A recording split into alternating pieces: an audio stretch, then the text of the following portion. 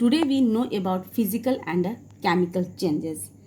Actually, when one or more properties of a substance become different, we say that a change has taken place in it.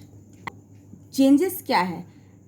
हमारे universe में कोई भी ऐसा चीज़ नहीं है जिसमें कि किसी तरह का कोई चेंज नहीं होता है. This is a very natural things that changes always take place. For example, पहला एग्जाम्पल ये है कि आप पहले छोटे थे, अब आप बड़े हो गए. ठीक है, दिस इज अ चेंज. आप एक सीड है, सीड को हम लोग लगाते हैं, वो एक बड़ा सा पेड़ बन जाता है. That is a change. ठीक है, तो चेंजेस जो है हर जगह होता है और ये चेंजेस जो है हर चीज़ में होता है. जैसे कि एक है melting of ice, this is also a change. And sometimes changes are very beneficial for us and sometimes changes are harmful for us. For example, ripening of fruit is a beneficial change. जैसे कि अगर कोई भी fruits अगर पकता है, ripe करता है, तो that is a benefit for us. But on the other hand, rusting of iron is a harmful changes. Now there are some examples of a Now these are some examples of changes. Formation of a curd from milk, cooking of food, burning fuels, drying of clothes, ripening fruits and rusting of iron. All these are types of changes. Now types of changes can be a physical change and a chemical change. Physical change. Those change in which no new substance are formed are called a physical change. Actually ऐसा change जिसमें कि कोई new substance का formation नहीं होता है, उसको क्या कहते हैं हम लोग? Physical change. जैसे कि एक टीयरिंग ऑफ पेपर. अगर हम लोग पेपर लेते हैं, उसको फिर हम लोग उसको टुकड़ों में अगर काट देते हैं तो वो पेपर ही रहेगा. उस पेपर को देख के कोई ये नहीं बोलेगा कि ये एक तरह का लीव है या यह क्लोथ है. वो पेपर ही रहेगा. That is called a physical change. It's means that there is no formation of a new substance. Now, this is the characteristics of a physical change. No new substance is formed. Temporary changes, easily reversed. Very little energy is either absorbed or evolved. First one, no new substances from. कोई भी नया substance का formation नहीं होगा. जैसे tearing of paper. Temporary change, वो temporary change है. जैसे कि मेल्टिंग ऑफ अ वाटर. ना इजली रिवर्स, जैसे कि वाटर को अगर हम आइस को अगर हम मेल्ट करते हैं तो वाटर बनेगा, और फिर वाटर को अगर हम लोग फ्रीज कर देते हैं, then again that is become an ice. ना वेरी लिटिल एनर्जी, इसमें कोई ज़्यादा ना एनर्जी लगता है और ना ही ज़्यादा एनर्जी इसमें से हम लोग को इवॉल्व होता है, यानी हम लोग को मिलता है. Now some examples of a physical change. Boiling of a water, melting of ice, making of solutions, tearing of paper and cutting of cloth. तो ये सारा क्लियर है. इसमें एक है making of solution.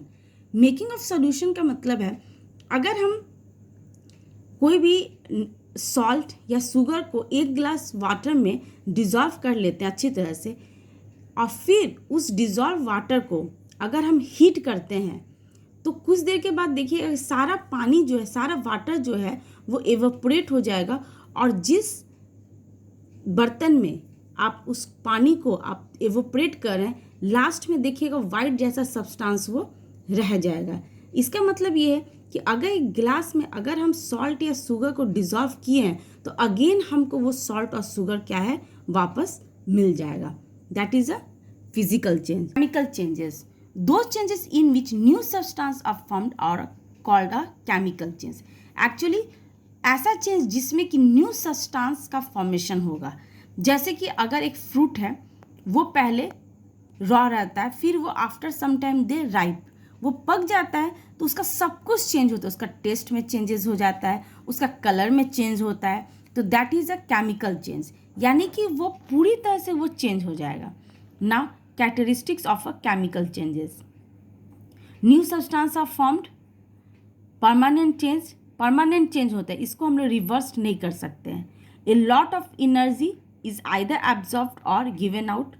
Sound may be produced and change in smells. Sound में भी produced का मतलब है जैसे कि क्रैकर्स, जो हम लोग क्रैकर का यूज़ करते हैं तो उसमें क्या होता है, हीट भी होता है, लाइट भी होता है, एक साउंड भी प्रोड्यूस होता है। और दूसरा है चेंज इन स्मेल्स, जैसे कोई भी फ्रूट्स अगर वो राइप कर जाता है तो उसमें क्या होता है कि स्मेल में भी वो चेंज कर देता है ना। परमानेंट चेंज, उसमें परमानेंट चेंजेस है, जैसे कि अगर कोई भी हम लोग किसी फूड को अगर कुक कर देते हैं तो अगेन वो वापस नहीं आएगा। जैसे कि अगर आप किसी केक बनाते हैं और किसी दूसरे से आप अपने फ्रेंड से उसके लिए मैदा, विनीगर, रिफाइंड ऑयल, बटर अगर आप मांगते हैं और फिर वो आपका फ्रेंड आपके पास आता है और बोलता है कि नहीं मेरा सारा सामान आप मुझे दे दो, तो आपने तो उस सारे सामान का केक बना दिया, तो आप उसको सामान तो वापस नहीं करोगे, आप उसको बोलेगे ठीक है भाई आपको ले जाना है तो ये केक ही ले जाओ। That is a permanent change, वो चेंज हो जाता है, उसको आप हम लोग रिवर्स नहीं कर सकते हैं। Some examples of a chemical change, curd from milk, cooking of a food, burning of fuel, rusting of a iron and explosion of a firework. This is the process of a rusting of a iron. When iron exposed with oxygen and water, then iron oxide is formed. That is called a rust. Actually, presence of oxygen and presence of water or water vapor, when added to a iron, then there is a formation of a iron oxide. आप लोग देखते होंगे कोई भी rod का जो भी gate वगैरह उसमें रस्टिंग हो जाता है ना। Rusting is very harmful for us, so there is prevention is necessary for from rusting of a iron.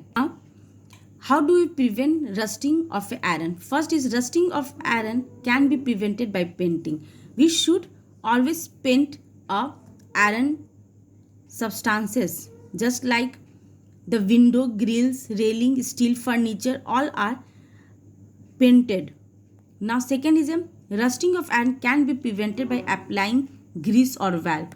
When some grease or valve is applied to the surface of an iron object, then air and moisture cannot come in contact with it and hence rusting is prevented.